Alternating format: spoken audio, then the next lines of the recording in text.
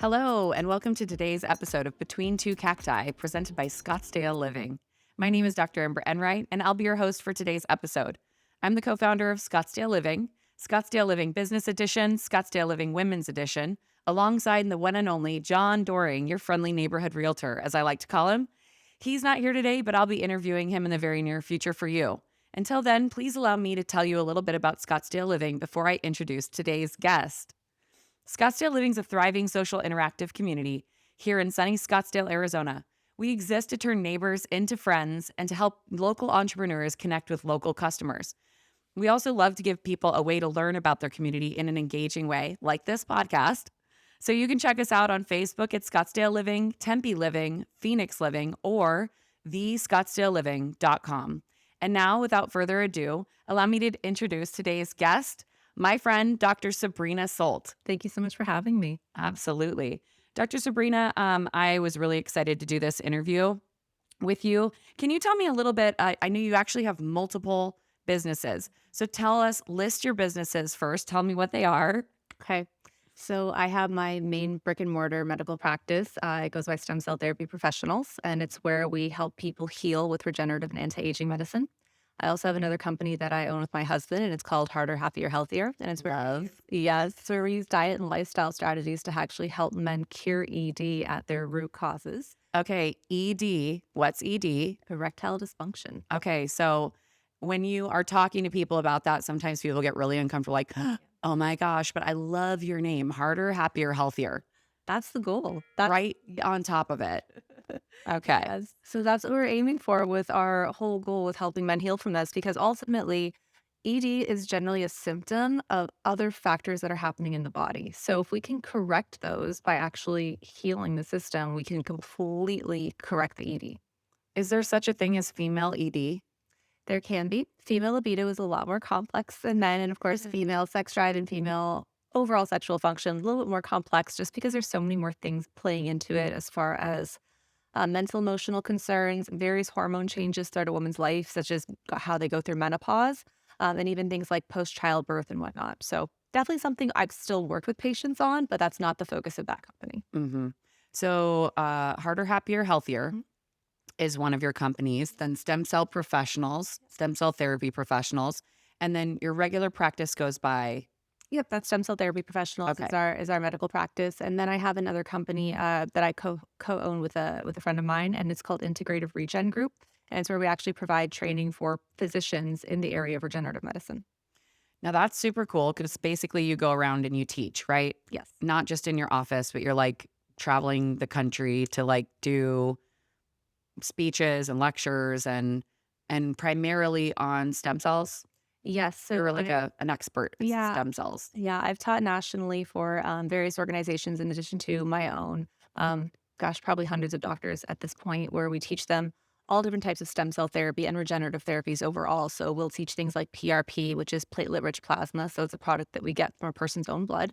I'll also teach on bone marrow stem cells, fat-derived stem cells, even other birth tissue products like amniotic allografts, umbilical cord products, placental products, exosomes, all that cool stuff.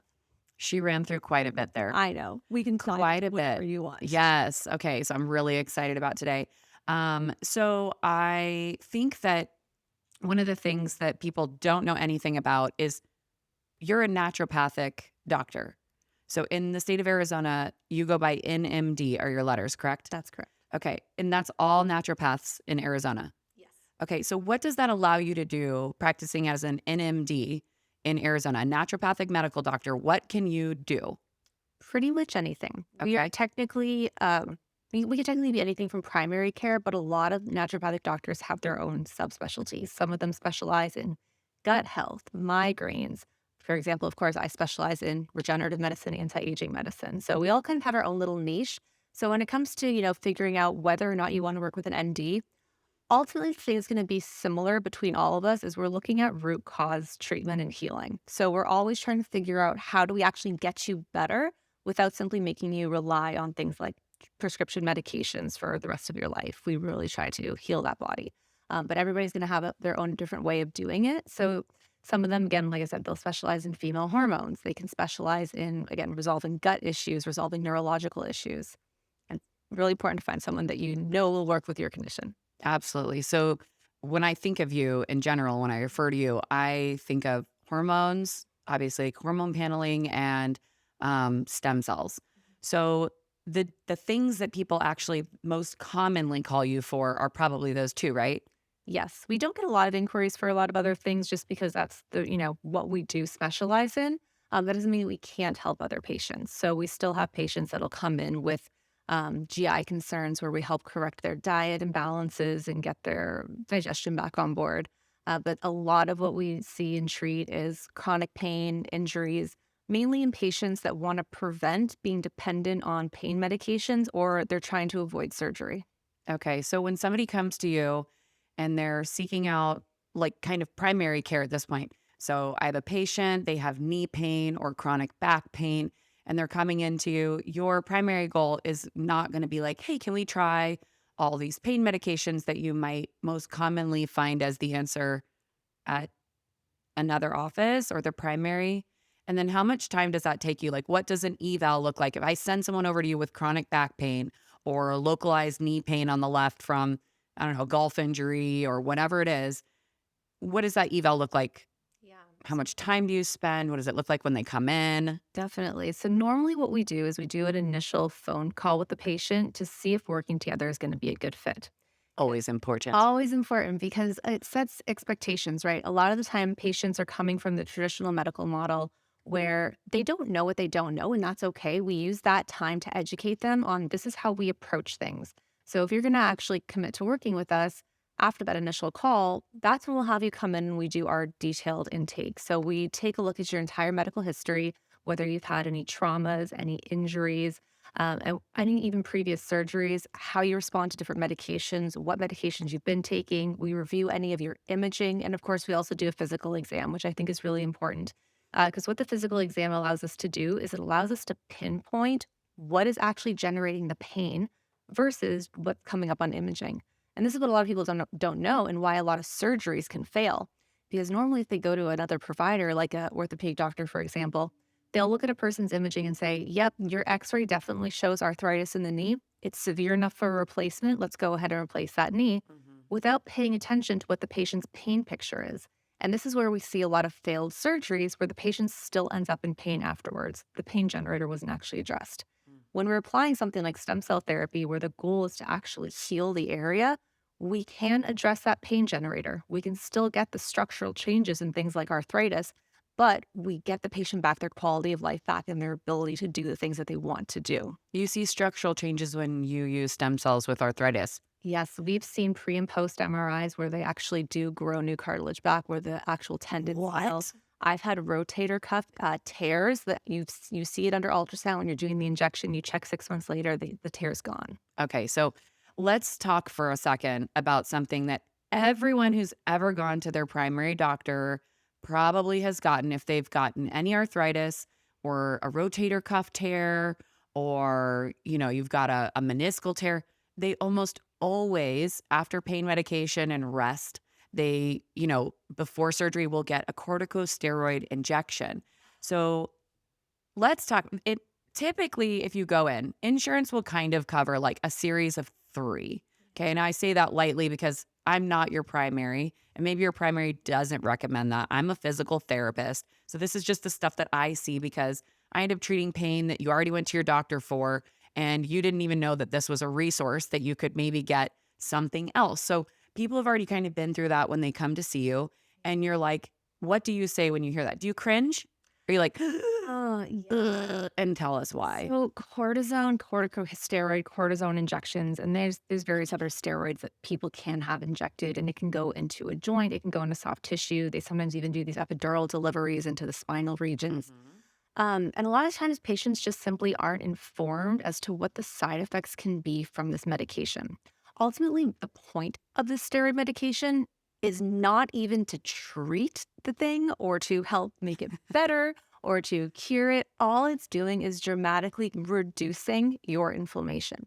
Okay, so that's a big deal Yes. because a small amount of inflammation in a small space that we reduce can, of course, make you feel a little bit better. Yes, but it comes at a cost. So there's Tell a us. couple costs associated with this. First, it's going to completely tank your immune system. So your chances of contracting things like an infection get a lot higher.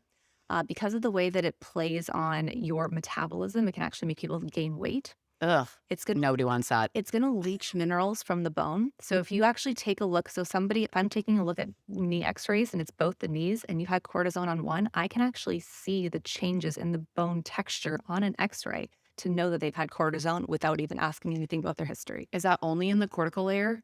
Is that only in the dense surface layer of the bone? Yeah, where you can actually see it on the x-ray on the changes, which is, Wow. it's pretty crazy. But then the other aspect of this that a lot of people aren't paying attention to is that two things about inflammation. One, your body can't heal without inflammation. There's a healing cycle, very predictable healing cycle that happens whether you have a knee injury, whether or not you have a cut on your arm, whatever it is. And a healing cycle always has to start with inflammation. By cutting that down, you are cutting off the healing cycle at its start. The second thing to that is that pain is actually a really useful feedback for us.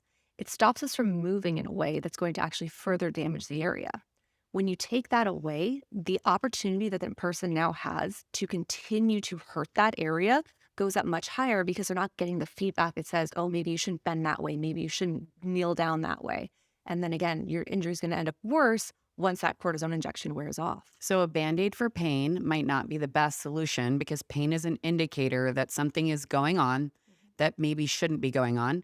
And then inflammation is the body's way. It's like the transport system. If there's a big accident or like a bridge is blown on some traffic way, emergency services, and a dump truck with cement have to come out and start repairing all the things. So there's all these services that come in. And that's actually what inflammation is, right? It's not just increased circulation, which is great because that's just saying, oh, wow, we have something flowing through here. We can get people in and we can get people out. But it's all the little helper cells that repair, that lay down tissue. And then it's the fact of the right amount of time for the right staff to be there, right? So these cells do this and they bring in helpful things and then these cells move things out. And at that point, you're looking at periods of usually weeks, right? That first process of inflammation is like 21 days usually, right? That first, and we want to minimize that. We want to help it along as quickly as we can. So when you see people who have already tried corticosteroid injections and they're in your office because those failed typically. Yes. And so how many, just because you brought it up, how many corticosteroid injections does it take till you can start seeing that on imaging where you're like, oh, I see the demonstration? Is it the 3 or is it after one? I've seen it after just 1 or 2. Wow. You brought up a really good point that I want to just emphasize right here is that there are going to be certain populations of people that do well with the conventional treatments because, of course, I have a doctor bias, right? Those people aren't walking into my office. I'm only seeing the people that are coming to me that still need the additional assistance. So, of course, that somewhat clouds my judgment on things because that's the bias that I'm working with. So, yes, there are some people that are going to do okay with that. But for the rest of us that aren't, we have viable options. Yeah, definitely. So what kind of stem cells are your favorite that you think are the most? Because there's a lot of different kinds of stem cells. And in fact, in the United States, I've heard that some stem cells are like not readily available that are maybe available in other countries. Can you speak to some of those and what your favorite ones are? I know you do some that aren't. Before I went to your office, I had never heard of exosomes, for example. So, tell us a little bit about the different kinds and the layers there of. Yes. So first disclosure is that the landscape for stem cell and regenerative therapy is constantly changing in the United States because sometimes there's powers that be that like to try to meddle their hands in places where they shouldn't. But that being said, currently in the United States, there's 2 main ways that we can get real guaranteed live stem cells for clinical use. And that's through taking them from a patient's own fat tissue or their own bone marrow. So the fat tissue one, I saw a video of you doing this and it was like basically like a video of liposuction. Yeah, it's a mini liposuction. Patients joke that it's the best 2-in-1 procedure ever because they're getting liposuction and stem cells. Do you always do it from the belly? Either the belly or the love handles, depending on what's going to be our most abundant area to pick from. Okay, so go ahead with your 2, sorry. Yeah. So we'll use that adipose and bone marrow or fat and bone marrow. Really easy to take the fat from most people. I mean, most of us are totally happy to see a few tablespoons at least go away. The bone marrow is not as painful as people think. I know it's been given a really bad reputation. It's actually a much easier process than taking someone's fat out, believe it or not. And where do you take that from? The back part of the hip. Back part of the hip, like the Both iliac there. crest, like Yeah. the top of your hip. Okay. Yeah. So I think that it gets a bad rep because a lot of people get it taken from the spine. So the way that we pull it in clinical practice this way, the pain levels are so minimal. Maximum that I've heard from patients, I've never personally had it done. I haven't needed to, thankfully. But it's no more than about a 2 or 3 out of 10, and it's only described as a pressure sensation. And the whole thing is over in under 5 minutes. It's a very fast procedure, which Does is it nice. require numbing or Just a local. We don't actually have to put you under for any of these. we just numb my butt cheek? Just the local anesthesia. Yep. Yeah, because the bone itself doesn't actually have any pain receptors. Interesting. So we only have to get the tissue and then that first top layer, and it's easy, good to go. Where we see some differences in the United States compared to other countries is in what we'll call the birth tissue market. So birth tissue refers to any product that we get from, say, like an umbilical cord, a placenta, the amniotic fluid in and of itself. And the birth tissue market really exploded a few years ago. Now, a lot more than a few years ago, I should say. I've been doing this for almost a decade, so it's been a minute. But there's some really great stuff we can get from there. And I don't ever want to say that it's not good. These products can be really great. They can produce some really incredible results. But there's a few things to pay attention to. First thing being, many of these products are created by manufacturers and they have to undergo sterilization and cryopreservation before they actually make it to the provider's office. These amnio products. Yep, the birth tissue products. Birth tissue products. And so once they actually make it to the office and they have to undergo this like thawing process in the office, there can be very little to no stem cells left in that product by the time it actually reaches the patient. I know. And it doesn't mean that it's a bad product. I do want to make sure that that is very clear, because this product, it just now comes down to, well, what's doing the heavy lifting in the product? And then we have to understand the difference between how these different things behave, right? So are we talking about the difference between like canned green beans and real fresh green beans you picked out the farm? Well, so maybe that could be a good way to differentiate this. But what we have to understand then is how stem cells behave differently than the protein structures they're associated with, like growth factors, for example. Mm-hmm. So stem cells, they have the ability to go into an area and kind of act as like the foreman. They can survey what's going on. They can detect what needs to happen, what supplies need to be brought in, what other helpers need to be brought in, and they can actually replicate themselves and get a bigger job done. And this can last for 6 months to a year. So they behave their own way. When we get these birth tissue products and there's little to no stem cells left, you may not get that type of healing happening, but there's still going to be the protein structures that survive that process, which are the growth factors, the cytokines, even some of the exosomes. And these are still going to be very powerful in a lot of situations because they're still going to enhance blood flow. You're still going to get fibroblasts, which are going to help heal areas. This is still beneficial for some cases, but again, we have to understand that it's going to behave differently. So the way that we apply it to the patient, we have to pay attention to what we're actually doing with this. Okay, so for people who don't know, stem cells are kind of like transformers. You like put them in somewhere. Like if I had a whole container, a box full of random items, and they all look the same, like a box full of hammers in the middle of the room. And I open the box and it automatically knows how to build a house. And each hammer turns into wood and paint and drywall, and they know where to go and they know what to do. And so that's like the benefit of stem cells. Yes. So that's helpful when you have an injury. They use them for all kinds of things. Actually, they sometimes will use them inside of a surgery. So if you get a total joint or you get a rotator cuff repair, they often will help you with PRP or stem cells. So those are some types of stem cells, but that's like the basic of what you would want a stem cell for, right? Yeah. Which is way different than a corticosteroid injection. Yes, because again, we're actually getting healing versus the steroid is completely masking and possibly making the situation worse overall. So this is why we love what we do, because we actually get patients better. Okay, I love that. And also, it is interesting that like, okay, so does it come from the fat cells or is it coming from the blood that you're pulling out from an area that you access the fat cells from? It's the stem cells are actually in the fat and they're actually encased in collagen. So this is really interesting. You'll get some clinics and there's there's a lot of clinics in the regenerative medicine space that maybe have slightly unethical practices. Ooh, Ooh, I know. Maybe not we should us. go there. We can. No, it's not. The weird, yeah. Now, again, I've been doing this for a long time, and I have the ability to do any type of regenerative medicine, right? Okay. I'm skilled in all of them. We practice all of them. We can offer all of them. So we can do bone marrow. We can do adipose. We can do any of the products that you can purchase. Any of it. Most of the time, we do opt to do the same day harvest from the person themselves because we know that we can get the most powerful amount of live stem cells that day. Ain't nobody fresh as we. Well, I'm just saying. So, where you see some differences is there are clinics that will say that they do quote unquote stem cell therapy, Hmm. but they will only offer these off the shelf products. I'm just in here getting cozy. I I know know you're blanket good. because we're talking about stem cells, and now I'm like, You're like, yes.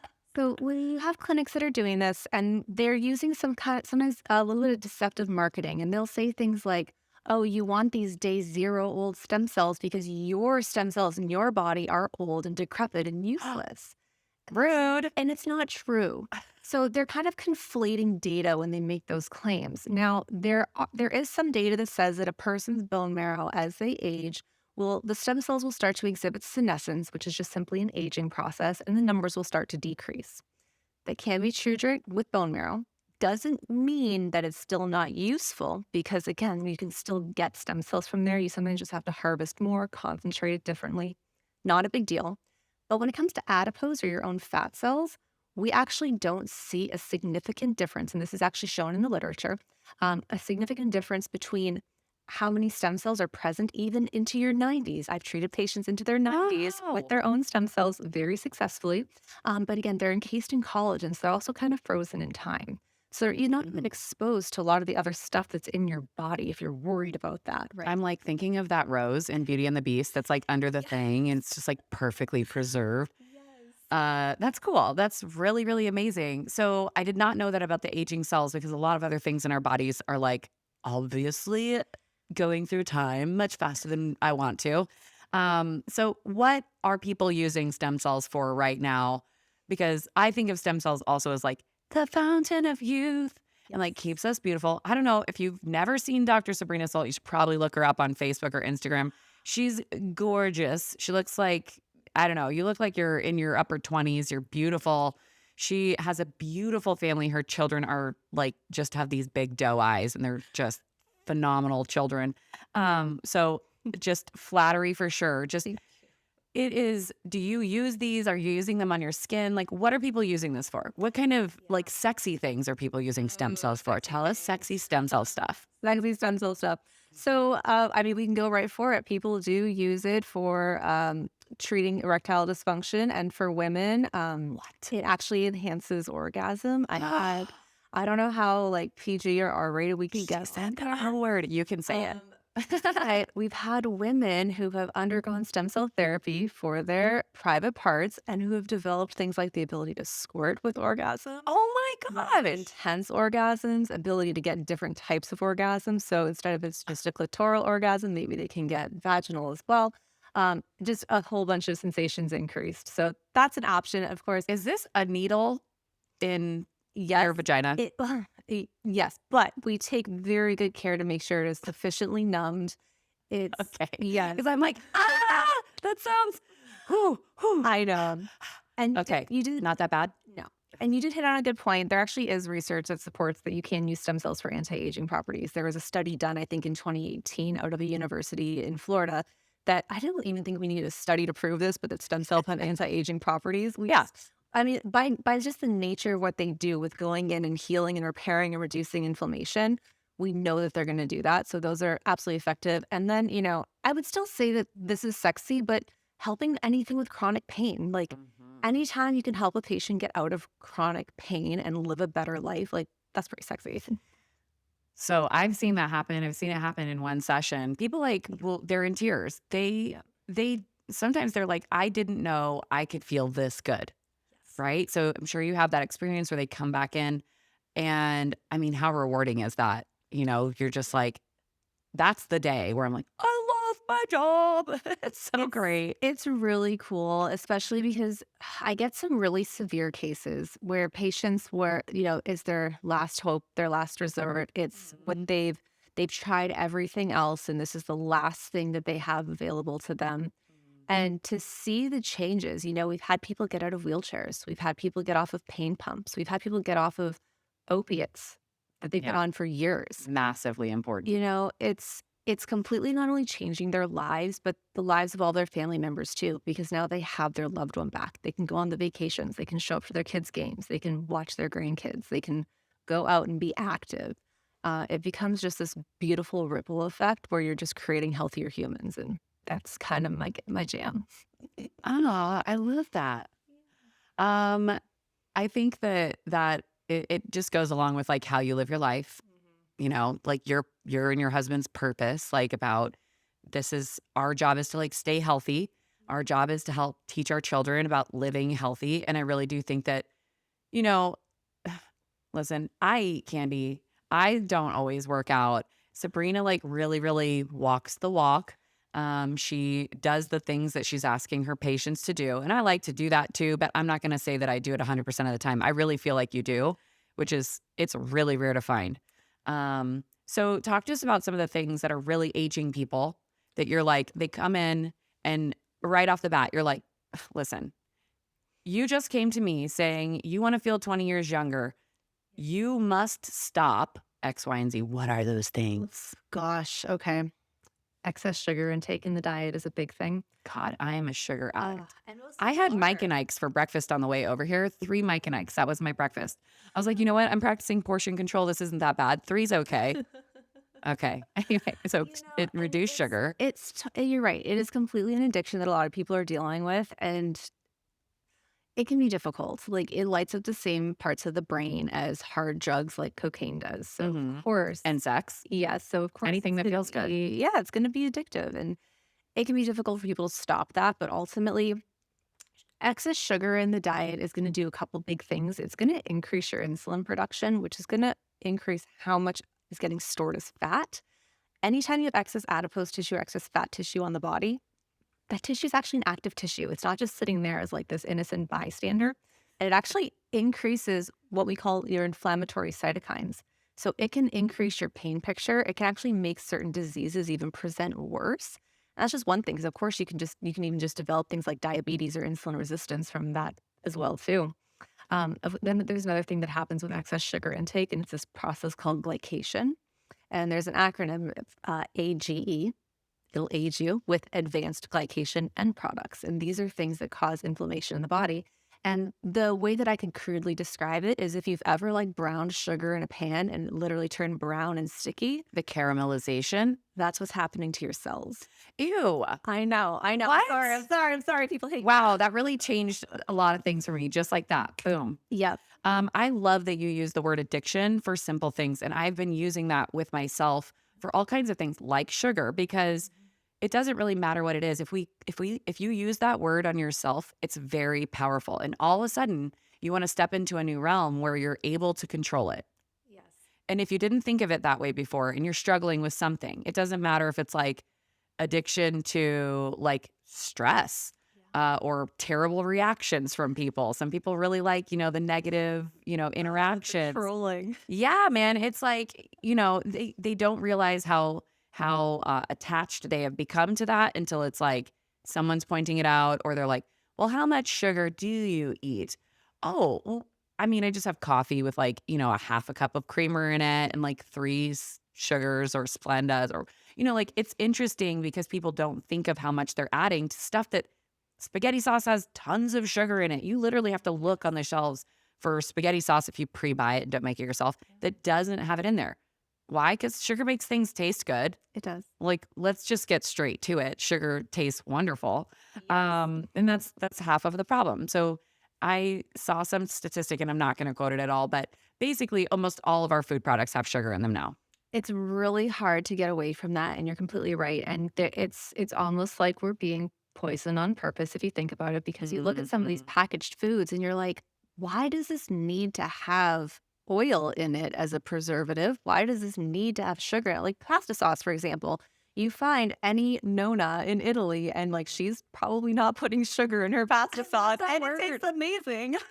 I love that word, Nona. Oh, that made me feel like I just got a hug.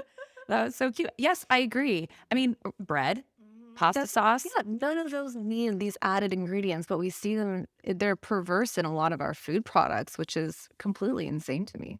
Okay, so we talked about sugar. We talked about inflammatory cytokines, which are cells that basically show how much inflammation is being carried around in your body. And she can see that through basically lab testing. I got some testing done from you. It was a really easy process, by the way. So I actually want to speak to that a little bit. So I went into Sabrina, basically, the guy that I was dating really wanted to have children. And so we were talking and we were at a party. We were at a birthday party. Yes. And we were talking about your beautiful kids. And you guys were like, are you guys going to have children? And he's like, yes, we're going to have 7. We're going to have a hockey team of kids. Um, and I'm 36. And Sabrina's like, hey, we should make sure that you get your testing done, your fertility testing. And the process was really, really easy. I went into your office. You're like, I actually was just getting a nutrition IV because you do those. And I love getting IVs. They make me feel wonderful. I like the NAD plus. I like all the things that come in these IVs that make me feel wonderful. Also, I don't drink enough water. We live in Arizona, but that's true, you don't. I'm like the worst water drinker of all time. I think of myself as one of those kangaroo rats with really long, like nephron tubes that like I can just recycle my own water. It's not true, but I tell myself this. So I was in getting an IV. She orders it. They showed up 3 days later at 7 a.m. Now, this is a fasting blood test. So, like, I don't know if you've ever had to do one of these, but if you have to wait until 2 p.m. to get to that appointment, you're hangry. You should not have gone to work that day because you're going to mess up everybody's day because you've been not eating. You didn't have your coffee or whatever it was in the morning. And I just got to roll out of bed, let these people in my house, and it was in and out in 5 minutes. Like they just drew my blood, got all the tubes they needed. And then you were able to see all these panels. Like it was the easiest process I've ever had for a blood draw. And this is coming from a needle phobic person that I hate needles. And it was so easy. So I thought that that was really, really cool about just your process. Does everybody get mobile or do you do blood draws in your office as well? Very rarely do we do them in our office because this is the cool thing. The phlebotomy company only charges $15 to come to your house. And our blood draw fee in the office is actually $25 because we have to calculate in all of our supplies, our time, everything like that. So it's actually more cost effective for you to literally just not have to leave your house and just have them show up to you. Yeah, So it was so easy. it's so easy. Most people, like you said, they love it, right? You don't have to do anything. They call you, they say, when's a good time? You're like, come now. And like, yeah. No shade on SnorQuest, but like if you have to wait in an office for 30 minutes waiting to get poked in the arm, it kind of sucks. I really, really liked rolling out of bed and they're like literally on my own recliner, like watching TV. Oh yeah, this is no big deal. So I really like that process. It's very convenient. Another thing about going to like a naturopathic medical doctor's office in that I do really appreciate is the amount of time that I get to spend with my provider. Not saying that, like, what is your typical like evaluation time that you see people for? Usually an initial intake, we spend at least an hour together where we really get to know you on a deep level. An hour, an hour. Okay. I want to caveat this because a lot of people think, oh, I need to be working with a doctor one-on-one. A lot of people actually aren't ready for that level of intimacy. Because the success of us working together is entirely dependent on what you are willing to divulge and the questions you are willing to ask. So you, as a patient, are responsible for reporting things to your doctor that they need to know so they can help you. Yep. Not the other way around. Embarrassing. Yeah. So We'll like ask all the incontinence. Yeah, we'll ask all the questions. But if you don't want to tell us that your poop looks like a bunch of little tiny flecks or something, Rabbit poop. Rabbit poop or dark tarry something, or you're not going regularly. Yep. Those are all things you need to be talking to your doctor about. Incontinence. yep. That means like you can't control it when you want to, or you can't get to the bathroom quickly enough, or you always feel like you have to go. Those are all like pelvic floor things you should be talking to your doctor about. The more embarrassing, the more we need to know. Wow. Yeah, that's a call to action right there. Yep. That's a really important thing. And I tell my patients to make a list of their questions. 100%, because yes, like it's the two things, right? It's how much you're willing to divulge and the questions that you're willing to ask, because you have to come in wondering, how are you going to treat me? What kind of things am I responsible for? what are the That's the biggest options? one. Yeah, what are the options that are available to me? And then I've had patients say, I don't want any medications whatsoever. What are the ways that we can do this completely naturally? Those are important things to say. Otherwise, I'm going to give you what I think, but if you have a different way that you want to be treated, we're totally able to work with that. We just need to have that open communication. So, working with the provider, come only when you're ready for that level of intimacy, that one-to-one intimacy. There's a term in healthcare. I don't even know if I'm going to use it, but I don't know if you get this a lot, but a lot of providers do. Um, is people who are coming in with pain actually seeking pain medication. In the healthcare community, they're called drug seeking individuals. And it's not meant to throw shade on anybody. It's just that some people really are seeking a pill instead of what can I do about my pain or another form of resource. And again, it may not be addiction. It may just be what they think the answer is. Like, oh, this is medicine. So when I go into the hospital and I treat in the hospital, people have a notion that they're in the hospital so they can't get out of bed. And my job as a physical therapist is to actually go in there into your room and see where you get to go when you leave the hospital. That's my job as a PT in the hospital, is to help make a discharge recommendation, because your doctor is not going to go in there and pull you out of that bed. So if you can't lift your butt out of the bed, you might not be able to get off of a toilet. So I do all these pre-assessments and then I'm making a recommendation. Some people just think that when they're in the hospital, they have to be in a hospital bed. So it's a preconceived notion that, no, I can't get up and walk. I'm sick. You're crazy. I'm in the ICU. Like, what are you thinking, right? So they may come in with pain, thinking that the preconceived notion, is you're going to give me a pain pill that will take this away. It may not be that they always have had a bunch of other things or a bunch of other medications or a corticosteroid injection or other injections before they come and see you. So how do you handle that situation? Is your primary goal as a naturopathic medical doctor to say no? Or is it like you're just really listening to the situation and what they've been through? And like, do you ever like, wow, listen, your pain's a 9 out of 10. Like, this is the appropriate time where we're bringing you down. I hate seeing people or hearing people say like, oh, I'm at an 8 or a 9, and they live that way. It crushes me. I don't like that. So what do you do? It's a both and. So if I have a new patient coming in, for example, like I said, we always do our initial 20-minute calls to see if working together is going to be a good fit. Give you one example. I had a patient that we did a call with not too long ago, and she came to us at the behest of her husband, who I guess had seen some of my content on social media. They were like, yeah, this is going to be a good doctor for you. But going back to the sugar addiction thing, this woman, many of her concerns, like complications from type 2 diabetes, were caused by her sugar intake. And she was still drinking full sugar drinks every morning for breakfast. And so I like to be very forward and almost blunt with people, because You are. She is. I do it from a place entirely of love, right?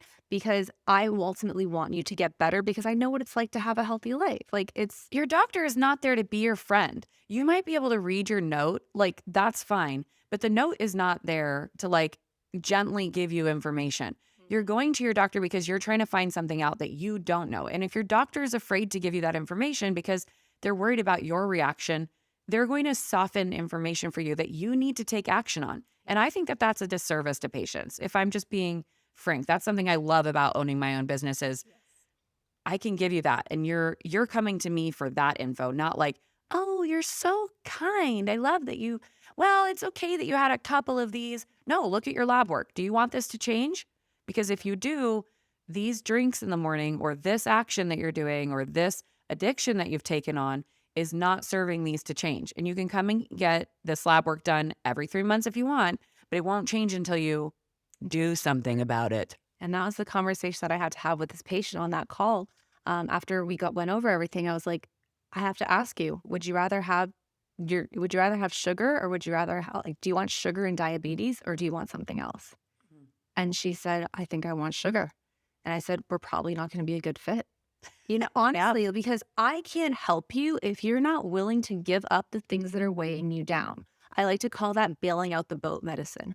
All we're doing is kind of trying to scoop out that water, make you as comfortable as possible, but the ship is still going down. Like, we can't ever get curative. We can't ever get better.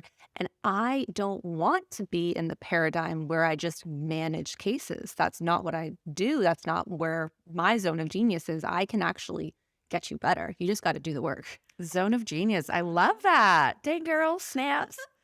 Okay. So outside of sugar, some common recommendations that you might be making. So, I mean, we live in Arizona. People are beautiful out here. They like to be fit. They like to go outside and go hiking. That's not everyone, but a lot of people that are seeking out care, even in naturopathic medicine or hormonal shifting, they may be coming in because of, like, for example, like weight gain, weight change, right? Weight change, maybe plus or minus too much. So is that something that you see a lot?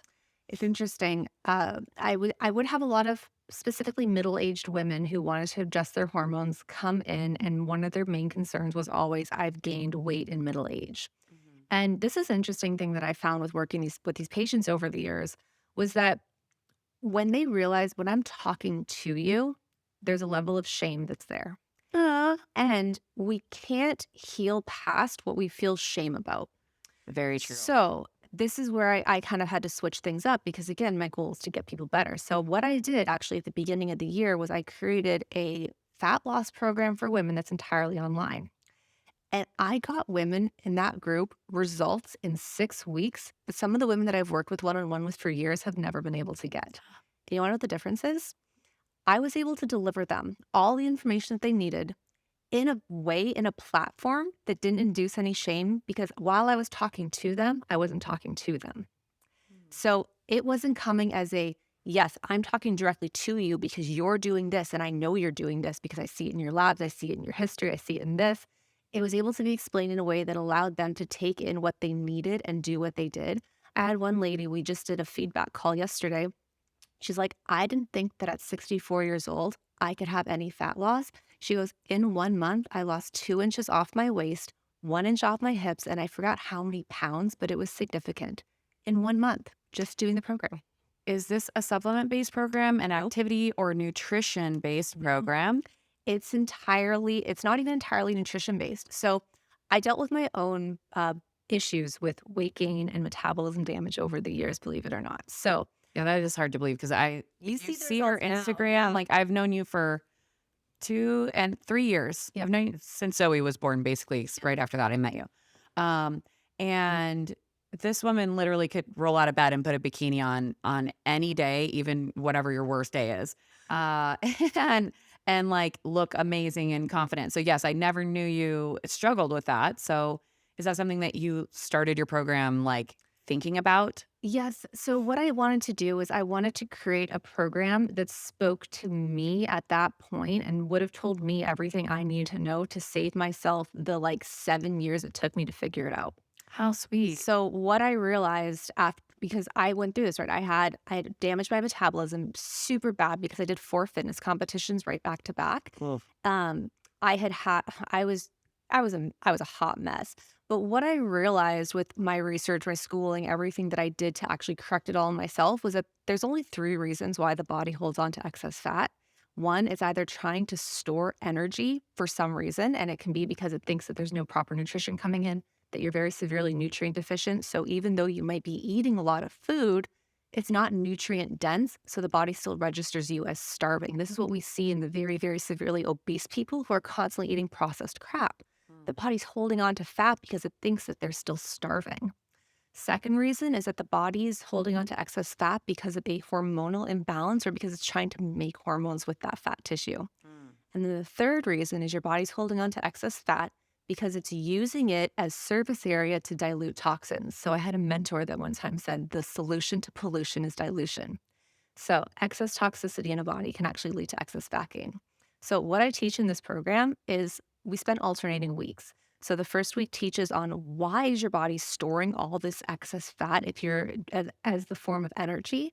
And then week 2 is what do we do nutritionally wise to correct that? And then week 2, week 3, week 4, week 5, week 6, we go through 6 weeks of the teaching and the action, teaching and the action. And like I said, it's everything that I learned that took me 7 years. I put into 6 weeks. And I mean, I had one lady in the program, the other one, she lost about 3 inches. Another one lost 10 inches just in the 6 weeks in this program. Holy cow. I feel so happy about it because I'm getting women these results that they have obviously tried everything else for. Nothing's been sustainable. Nothing has worked like this.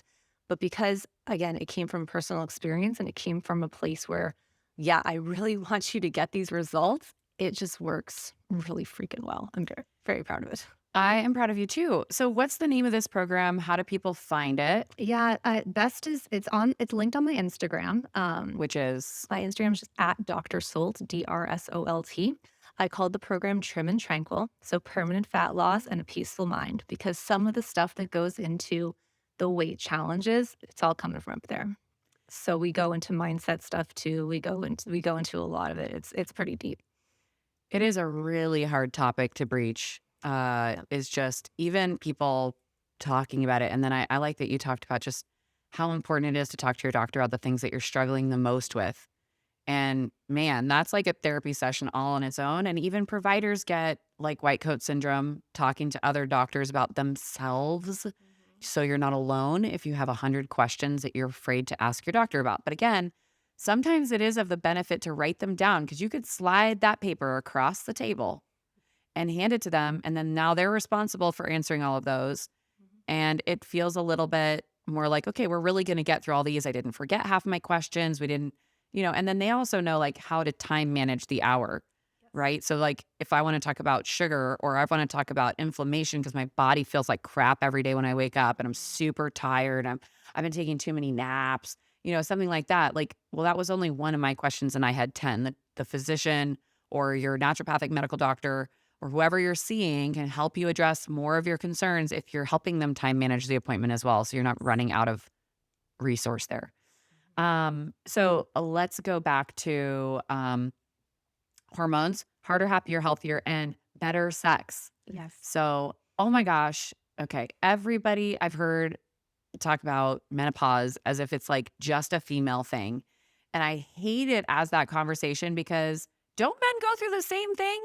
Men go through some degree of, we'll call it andropause, and it's where they do exhibit a decrease in their testosterone levels to some degree. It's interesting because some men don't. It just depends on how healthy they generally keep themselves. But the main difference is that when women go through menopause, it signals the end of their fertile years. So they're no longer releasing eggs or follicles into their body to be able to have children. So hormone production basically shuts off. Mother Nature decides we're basically useless at that point, which is terrible. We know we're not, right? Like, so that's what happens there. But men don't actually lose their ability to father children. They're Right. still going to be able to create sperm. It's just that their testosterone levels usually decline. But there's only, like I said, there's some men that they maintain relatively high levels even into their 60s and 70s. I've seen it. So I feel like I'm aging like fine wine. But what is the top range of what you're seeing women go through menopause at? It's interesting. Or I guess earliest. Some women will go through menopause in their late 40s at the earliest. Wow. I know. I feel like I'm going to be one of those 'cause I've always been a late bloomer and I'm just getting prettier. So Yeah. So what's really interesting is it can come down to ovarian health overall. Like, how healthy are your ovaries? And this is actually where NAD plus comes into play. So NAD plus, for those of you who don't know, we use an acronym because it's a super obnoxious name. It stands for nicotinamide adenine dinucleotide. You don't need to know that. It's super nerdy. But it is a cofactor in your body that is responsible for literally hundreds and hundreds of reactions. The amount that we produce as we age goes down significantly, just like most things. But one of the things that it does that's really cool is it actually will activate your anti-aging genes. Ooh. It does a lot of really cool stuff, but that's one of them. The other thing that it does that's really cool is it actually enhances mitochondrial function by inducing something called mitophagy, which basically means it'll kill off or eat away your old and decrepit and dying mitochondria. And if you remember back from 11th grade science, your mitochondria are the powerhouses of each of your cells. They're literally the power and energy generators of all of your cells. Now, why is this important when it comes to ovaries? Well, in women, the highest density of mitochondria is in the ovaries. Wow. So Okay. when you start losing NAD function as you start to get older, you will actually start getting ovarian failure. And so there's this theoretical idea that we can extend your overall fertile years and health by using NAD to enhance that mitochondrial function. in the ovaries. I didn't know that when I was getting an AD plus. So tell me a little bit more about that. If I wanted to extend my fertile years and be able to have children, because I'm motherless currently at 36. If I wanted to do that, what would be the proper course of action? Like, is the IV method the method, or is this like something else? I've also seen NAD plus as like a supplement, like a Yeah. gel capsules, maybe, or a Yeah. pill. So NAD itself, What's you the actually best? can't take orally. You have to take a precursor. And the Oh, precursors that are on the market, NMN, nicotinamide mononucleotide, or NR, nicotinamide riboside, that really depends on the body to actually convert those got it. to NAD. Some people do it well, some people don't. Intravenous or subcutaneous administrations are actually going to be the better options for guaranteeing that delivery So IVs or shots in your butt in your belly. and your belly. Yeah. Okay, shot in the belly. Yeah. It's Um, tiny insulin needle. It's pretty easy. how often is that required for like, are you talking like a month, like monthly for like enhancement of your cycle functions and You could do, honestly, what's varied the dosing. optimal? Varied dosing. It's going to depend on your goals. This is why working with a provider is going to be the best because there's no real blanket recommendation. Okay. I have some patients like actually my assistant. She started working with me. We were just doing, I think, subcutaneous injections of NAD. And I hope she doesn't mind me sharing the story. We were just doing some We'll ask her subcutaneous. later. Better to ask forgiveness You than know. permission. So she wasn't even with me 3 months, and we were only doing, I think, 1 or 2 injections of NAD a month. She had not been able to have children. 3 months into working for me, she got pregnant. She just gave birth last month.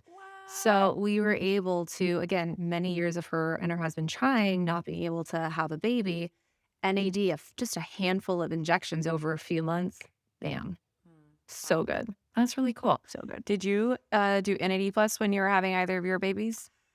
I think I know I definitely did it between pregnancies. I don't remember if I did it while I was actually pregnant. I don't think so. I tend to be just It's not like contraindicated or anything, yeah, is it? I just tend to be abundantly cautious, Okay. in those Uh-huh. situations. I have a friend who's done small doses while she was pregnant and she's been fine. Mhm. So again, anytime you're dealing with pregnancy, just caution. Okay. Let's get back to harder, happier, healthier. Oh yes. Okay. Yay. So let's make the other gender feel uncomfortable now. It's Yes. weird to talk about ED. We see it on commercials now, just like tampon commercials, like things are everywhere. But when do you start noticing that people are coming in? Like, is there an age where you're like, this is when people start having this conversation? Is it driven by their wife where they're like, you know what? This is just like not working right now. Yeah. How does this conversation start and how do people like obviously it's hard enough typically to get our partners, our male partners into the doctor, Yes. period. So how is that happening? Or is this more like people find you online more and they're like, oh wow, again, the online program thing reduces like the shame and the initiates the Yes. conversation, like, oh, other people have this too. Tell us some facts about it, Edie. Oh my gosh. Okay. So I like to really distill things down to as simple as I can. And with men, you need 3 main ingredients for an erection. You need adequate blood flow, adequate hormone levels, and adequate nerve conduction. If one or more of those is off, we have ED. So my job is to figure out, based on your clinical history, your presentation, which one of those factors needs to be addressed to correct the problem that you're having, and then go ahead and correct it. So if your situation is one where it's just due to low testosterone, great. We'll get you on testosterone. You're going to be good to go. You'll be back to performing exactly how you want to be very, very quickly. If it's something that's due to damaged blood flow, such as people who have cardiovascular disease, diabetes, those are really big underlying conditions that contribute to that. We have to manage the underlying condition first, and then we work to correct that. And sometimes we actually have to do something like a PRP injection into the penis to heal up those damaged blood vessels over time. Wow. So do you do some kind of blood flow imaging? We don't need blood flow imaging, just based on the history, and there's clinical questionnaires that we use that tell me if it's a blood flow issue. Ah, got it. It's an assessment of Yeah, of how it's harder. happening. Yeah, so are you able to get the erection but not maintain it? Does it go away if you're in certain positions, like if the guy's on Mhm. the bottom, for Or you just example? change position and then boom. And then it goes away, right? Mhm. And that's usually a backflow valve not closing properly issue. So we'll address that as well. And then the nerve conduction aspect is the one that's the most complicated to deal with because you can have things like nerves that were damaged from accidents, such as trauma to the area, low back trauma even can cause Car issues. accidents. Car accidents for sure. And you also have nerve conduction issues as far as how the neurotransmitters in the central nervous system can affect erection. So people develop this if they've been on things like SSRIs or other antidepressant medications, antipsychotics. And this can actually damage their ability to get an erection. And we do even have strategies for helping with that as well too. Hmm. Yeah, so a lot of the time that has to do we PRP or injections wouldn't necessarily always help that regard. We usually have to do other targeted therapies that actually help to reset your neurotransmitter function, which it can work. It just takes a little bit of time. You talked about antidepressants and other medications. You didn't talk about alcohol. We've all heard some common phrases about that, but tell us about the impacts of like drinking alcohol, not like one time, but like chronically drinking alcohol on, I mean, both female and male. Yeah, it's going to decrease function completely. It's also going to hurt your ability to actually reach orgasm too. Boo. I know it's no fun. The whole, whiskey dick term. That's it's a crude term. We don't love it, but it speaks to how damaging alcohol can be. Because you're not only damaging the blood vessels, but you're actually dulling your nerve transmission too. So it's not just whiskey, people. It's every bit of alcohol for men and women, and that would be next to sugar as far as one of my blanket recommendations to stay away from. It's alcohol. I mean, if you there is I don't know if you know who Dr. Andrew Huberman what is. He's a neuroscientist out of Stanford. He has a really big podcast actually. And not too long ago, I feel like it was just a few months ago, he did a really great review on all the research surrounding alcohol. And basically the takeaway is that no amount is safe. And the amount that people are drinking casually or leisurely is actually causing a ton of issues. Oh, I know. absolutely. Yeah, I don't think anybody would argue that point. Right. I can't think of anybody that would. And if they did, it's nonsense. Actually, timeout. I saw a video of the comedian Brett Crusher who is like basically talking about, he's like, no, alcohol's fantastic. I want to drink it all the time. Everything's better with alcohol. You know, you have like a mimosa day and they're like, wait, it's bottomless. And you're like, wow, today's going to be fantastic. So it's a social up, it's the social up. It's the social cue. It was kind of like smoking, until the 90s, that if you had a cigarette in your hand and you went outside, you automatically had friends. It was like a social cue. You have a drink in your hand, you automatically have friends. So again, it's almost not just the addiction to alcohol. It's the addiction to that kind of socialization, the social lubrication factor. So let's talk about the vice versa of ED for women kind of is like the lubrication factor. I know you have some new stuff out, which I'm really excited about. And I tried to order and it's literally on back order. I'm so excited because then you talked about like energy increase. Tell us about it. I'm so excited. So she's referring to our oyster supplement. So I'm a really big believer in oysters, like the food, like the oysters that you get at fancy restaurants, where we all know all about those in Scottsdale. They're very expensive. Fancy restaurants. But I firmly believe that oysters are one of the most underrated superfoods as far as mineral content goes, vitamin content goes. Aphrodisiac. Oh, yes, they definitely have so it's so funny. We had a review about our product, and the person said, I forget exactly what it was, but it was alluding to the fact that they were getting better morning erections. Like, Wow. I can definitely notice these first So thing in the a morning. man takes it too, not just a woman. It's for men and women to boost overall sexual function. It's pretty fantastic. And it's so funny because my husband and I we get oysters from Whole Foods every Friday. If you don't know, every Friday at Whole Foods they're only $1 a piece, and they will shuck them for you. It's the greatest deal that you can get in Whole Foods. Yeah. I firmly believe. You really can't get oysters for under $1 anywhere in Arizona. So that's not a thing. And Yep. yeah. So we would get these oysters and we would always share them on our social media. We would post on Instagram, Facebook, and people would leave comments like, oh, I wish I liked oysters, or oh, I can't get oysters where I'm at. I'm like, we need to solve this problem because I believe in them so much. So I was like, you know what? They can make these like desiccated liver supplements where they just take the liver and dehydrate and put in capsules. I was like, what if they do that with oysters? So I started looking, and I have access to this physician-only online supplement dispensary. It's called Full Script. There's no oyster products on there whatsoever. Yeah, I looked. So yeah, and so I was like, I'm going to go to Amazon. I'm going to look, and I looked on Amazon, and all the products that I saw were gimmicky at best. They had fillers in them. They couldn't tell me if they were tested for heavy metals. They couldn't tell me exactly how many oysters were coming in one serving. They could, Weird. yeah, I was like not super happy with like the quality that I was finding on Amazon because yeah, most things on Amazon like you shouldn't buy supplements on Amazon. That's another conversation, but you should Yes. buy supplements on Amazon. So then I started diving a little bit more. Come to find this marine biologist out of Ireland who actually owns the fisheries where we get these oysters from. So that's actually where we source our products. So we Source. import directly from Ireland these like beautiful oyster capsules that are literally just pure oysters. Every serving is under $2 and it's the equivalent of 7 large oysters. There's Wow. about 12 to 13 pounds of oysters per bottle.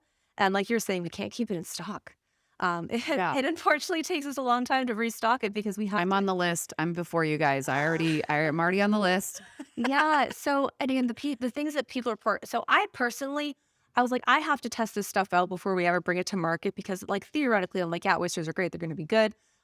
So I took it personally for about 3 or 4 months before we ever decided to launch it. We launched in October. I think I started taking it last in June or July. So I was like, I had a few months in. And the first thing I noticed is every morning when I would take them, like I would literally feel electric. Like I felt like I was just on fire, like so much energy. Um, my husband noticed this before I did, but my breasts got plumper and I've nursed 2 babies. So this was like a really big thing to notice for us. Girl. Skin was better, just overall energy, just everything so much better. Libido better. And it was definitely due to them because I don't take a lot, believe it or not, I actually don't take a lot of other supplements. That's I take some like melatonin at night, but really don't take much else at this point. And all the results that we've been seeing in our client base or our customer base, same thing in the reviews, better energy, better sexual function. And we're really proud of this product. So the sexiest supplement on the planet, this desiccated I oyster. think it is. Yes. I can't wait to try it. I'm definitely looking forward to it. I am on the list, you guys. I'm on the back order list. We're hoping to get it some in just this next week, but like you said, our list is like our last restock sold out in 5 days. It was or under 5 days. It was crazy. So both you and your husband start taking this, but you guys, you're an intimate couple. They have 2 kids at home. They still find time for intimacy somehow. Yeah. And she's also a business owner and like, you know, they're both fit. They find time to go to the gym. They do all these things. It's pretty amazing. We don't have friends. It's fine. We don't have social life. It's fine. Hey, can you guys watch the kids so we can hang out with each other? No, but that's great. So what did you notice, like, if you don't mind giving me some intimate details about, like, oh, obviously a lot of married couples I hear are like, we don't even have sex anymore, like, unless it's our anniversary or it's my birthday. So what did you notice about, like, frequency increase as, like, just we aren't trying to, but this is happening? So, yeah, I feel like a lot of women watch this can kind of relate to this. You will, if you've been with someone for a long time and you're in this relationship, like you will find more reasons to say no than you'll find reasons to say yes. I'm really tired. Yeah. I just worked all day. That's just a married thing. Like, Yeah. you just know. And so it was a subtle shift, but I stopped finding reasons to say no. And it wasn't even that there was just this massive, like, oh my gosh, I'm going to like jump you right now sort of thing, which there was a couple days like that, you know, love my husband. But it was more that I stopped finding the reasons to say no because I was like, yeah, I'm totally into this right now. Even if I had the stressful day, even if the kids were yelling, even if we had other stuff to do on our schedule.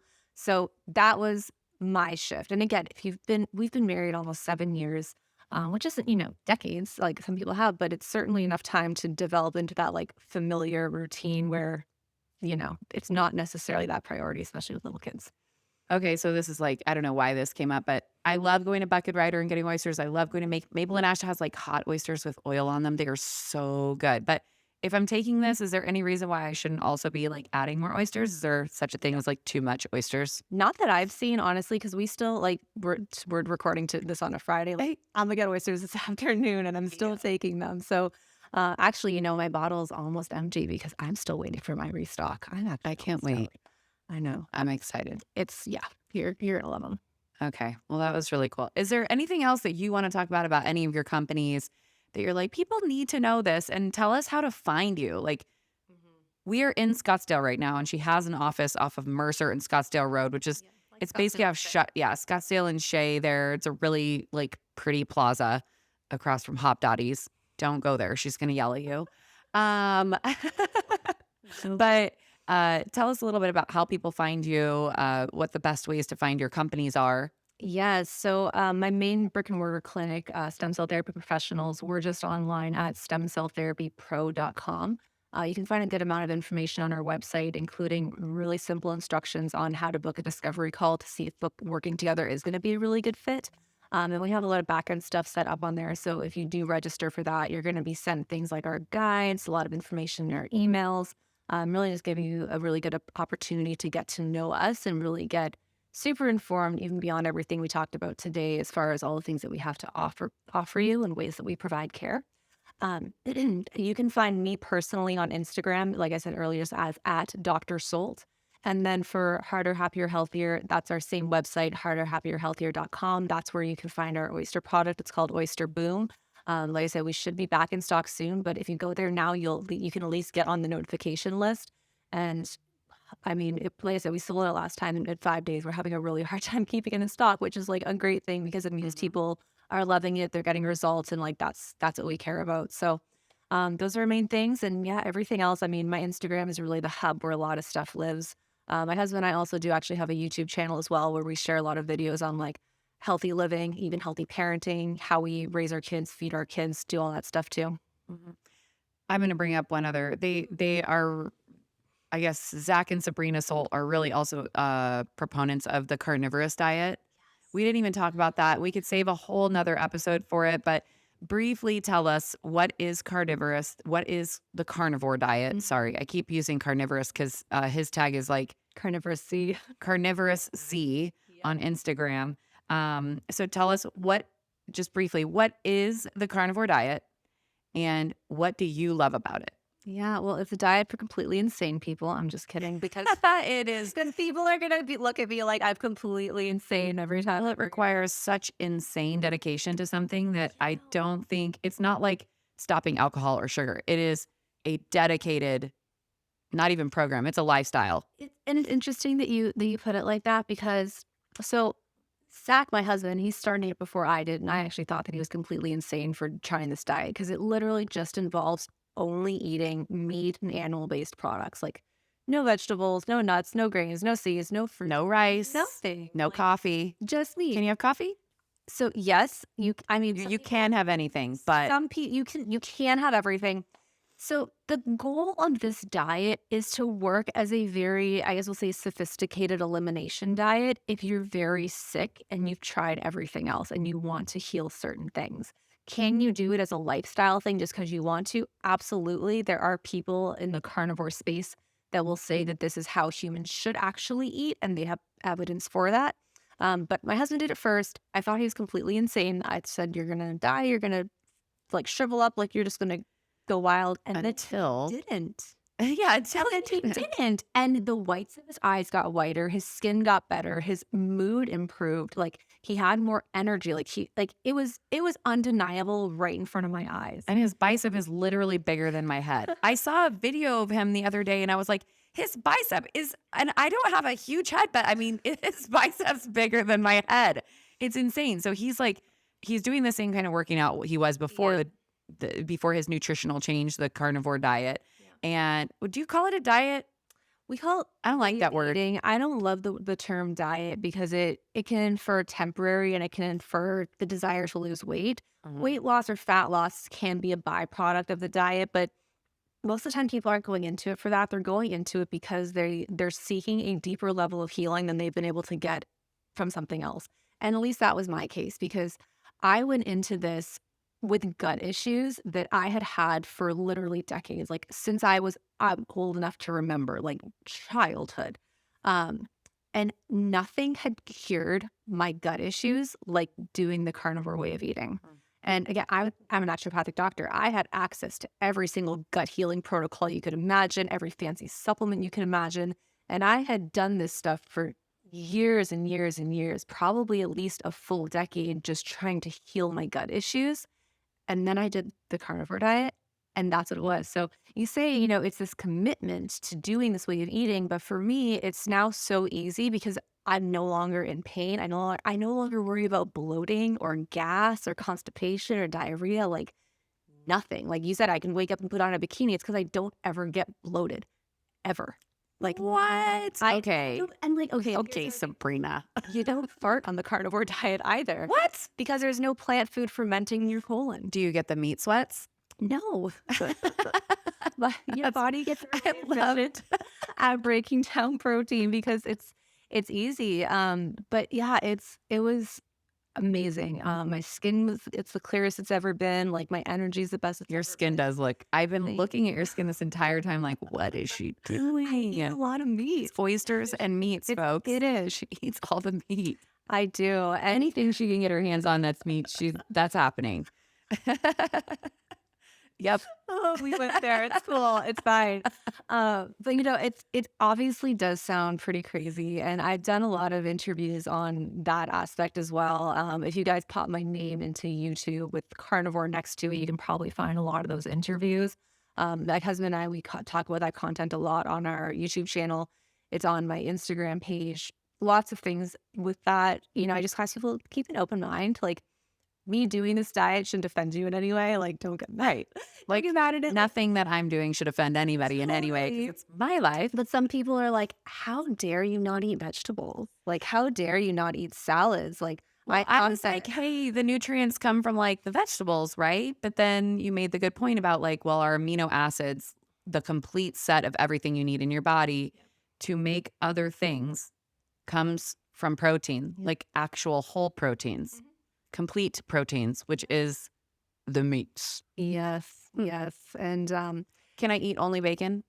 I would recommend that because the best nutrient profiles are going to come from ruminant animals, so cows, lamb, so beef. That's going to be your best option. But you I can get away with already- only eating ground beef every day if you really wanted to. I don't really like ground beef, but the problem is because I buy my ground beef from the grocery store. So ground beef freaks me out now. I don't do it. I don't do ground beef. Okay. I'm more into like actually a steak. And like I like a fatty ribeye steak or something like with a bone on it so I can get all the good bits. Yes. So meat is becoming incredibly expensive. Really, really expensive. It's killing me right now because I eat a lot of meat. And it's ruining my budget. So when you guys are talking to people about including more protein in their natural eating patterns, what do you use when you don't use diet? Way of eating. When you include more protein or you ask people or recommend, do you recommend that they go to carnivore ever? So it's interesting. I usually do recommend a degree of carnivore because carnivore can exist on kind of a spectrum. You can get people on the most basic spectrum where we call it animal based. So you're mostly carnivore with the exception of maybe like a few berries, like very low sugar fruits or something like that. Love berries. And then you get, the furthest end of the spectrum, which is a subset that we call the lion diet, which is literally just meat, salt, and water. And those are for people, if anybody's familiar with Jordan Peterson or his Yes. daughter, Michaela Peterson. They're both very big proponents of that degree of carnivore diet or carnivorous way of eating because of Michaela's severe autoimmune disorders. That's literally all she can tolerate. I did not know that. And I love Dr. Jordan B. Peterson. He's amazing. Brilliant, brilliant man. Yep. Wow, Their that's whole family, I think, is carnivorous. So again, it can exist on a spectrum, and what we'll usually work with people or coach people through is finding a version that fits with their lifestyle. Because again, if the goal is to eat in a way that reduces incoming inflammation and allows your body to get into a space to heal, we want to just make sure that we're eliminating everything that goes against that. So, for example, like I can tolerate little oranges. I can tolerate avocados. I don't generally eat them because they don't make me feel as good as when I'm just eating meat, but I can tolerate them. Like they're not going to send me into the gut issues that I used to have previously. They're just not something that I'm going to prioritize because I can feel better without them. But do you still crave potato chips? No, and actually, if I really want something crunchy and that like flavor profile, we'll go with pork rinds. Huh. Okay, so you guys are very dedicated. They also, like, in their heads, they can basically accomplish anything because they kind of go through waves, like, where they're like, this is our thing right now, and this is what we're doing. So I've loved watching you guys journey through this process and be so incredibly dedicated to it. So my other question was, how do I get meat for cheaper if this is something that I'm interested in doing, adding protein to my diet without going and buying, like, I don't know, really, I honestly, a lot of meat at the grocery store can be crappy product, like Yeah. ground beef at the grocery. Yuck, it freaks me out. I would argue this is a conversation that we have with a lot of our clients that we try to coach through this is that get the meat that you like and that you can afford. Because there's a couple sides to this. One being even the most conventional or crappy ground beef is still going to be better than a box of cereal as far as nutrient Oh, density goes. girl. So Snaps. if you had the option to buy the $3.99 a pound ground beef at Costco or the $4.99 box of designer cereal, pick the conventional ground beef. You're still going to get better bang for your buck nutrition wise. Now, if you don't have to go fully organic, like there are studies that were done that are like fully grass fed or grass finished or regeneratively raised, whatever it is, you don't have to do that because, again, you just still eating that meat is going to be better than you eating the processed food. A lot of my patients are ranchers, and that word almost offends them when we're talking about like organic beef. Yeah, They're like, our beef is organic. We're not yeah. pumping them full of hormones. There's something like treating a cow that's sick. That's a different process than Necessary, just yeah. pumping your cat. Like, I get it. You're talking about dairy and they're trying to increase dairy production or something like that. That makes sense because your milk is like a hormone produced thing that if they want to make more, they're giving their cows potentially, maybe some dairies are giving their, to increase production. That makes sense. But when you're talking about a cow that naturally eats a lot of things or like pasture raised, we live in Arizona. We get product from Arizona and Texas and like you, think about where cows are, Utah, Montana, like Wyoming. These are pasture raised cows. And most cows are going to be fed some degree of grass. It just comes down to technicalities and the USDA's way of labeling these things. Mhm. The other thing that I found, at least personally with us, is when we switched to this way of eating, the amount of ingredients we purchased every week and then threw out went down dramatically. So when you're no longer purchasing like the sauce or the dressings or the sides or like wasting your money on that block of celery that you like was sure you were going to commit to eating this week that just rotted in your fridge, like Ew. yeah, your waste goes significantly down because you just have these steaks, for example. And like I used to go and get a salad at Salad and Go every single day for lunch. And so I would spend $7, $8 on that. Well, I switched that with like what, a $10 steak. I get way better nutrient bioavailability for that same amount of money, basically. And I stay fuller longer and I feel better on it. When I used to eat those salads, I would get digestive issues. I would get like chronic pain in my upper back and neck because I was just not, I just didn't tolerate them very well. But now I eat my carnivorous way of eating and I feel amazing. I don't have pain. I don't have gut issues. I don't have skin issues. It's awesome.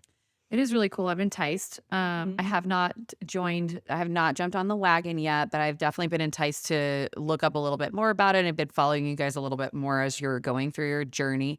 I also like that you did blood work on Zach as he was going through it initially, because again, she was really skeptical about it. So yeah, I'm going to look up more information about it, but I think it's a cool conversation. Definitely. And I love protein already, so I could see that happening. I was worried I'd miss chips, but you're right. Pork rinds aren't my favorite, so I could see myself dabbling into plantains or I'm not that dedicated, okay? I'm not as Yeah. dedicated as you. It's I'm a about- normal human. I'm not a transformer. It's just about doing what's going to be best for what you need and what your goals are. And that's all this is, right? Well, I like all the benefits of like how you guys seem to feel on this protein Yeah. And structure. we do have a Wavy. free Facebook group where people can join and get support as you're going through this. And if you just search on Facebook for carnivore, harder, happier, healthier, you can join. It's completely free. We offer support. We have over close to 4,000 people in that group that a lot of people in there with a lot of really long-term experience. We have some people in there that have been carnivores for 10, 20 years. So it's not necessarily a new way of eating for some people, but it's definitely getting a lot more popularity. Okay, so that's been our interview with Dr. Sabrina Solt today. She owns Stem Cell Therapy Professionals, Harder, Happier, Healthier, Integrative Regenerative Group, and what was the last one? Oh, she's also got her Facebook group. What was it called? Carnivore, harder, happier, healthier. Excellent. Thank you guys for joining us so much, and thank you, Dr. Sabrina Solt. Thank you so much for having me. This has been a podcast presented by Scottsdale Living. You can find us at thescottsdaleliving.com. This video and audio has been edited by Goo Media and is published and promoted through Calling Media. Thank you guys very much for listening today. The end.